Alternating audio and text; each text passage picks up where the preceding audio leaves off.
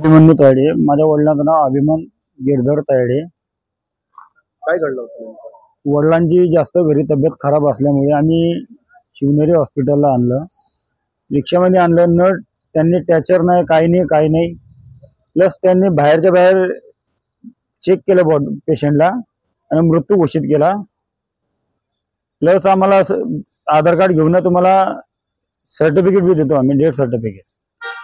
पण आम्ही दुसऱ्या घरी घेऊन गेलो।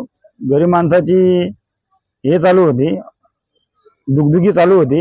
आम्ही तिथून उचललं, तिथून क्रिटिकलला गेलो। पेशंट चांगला आहे आता, हा पेशंट बोलताय। हे 7 ते 8:30 पर्यंत डॉक्टर सोबत बोलणं झालंय। रिक्षामध्ये त्यांनी मृत्यू घोषित केलेला आहे, ना त्याने हॉस्पिटलमध्ये नेलं ना काही केलं। शिवनेरी।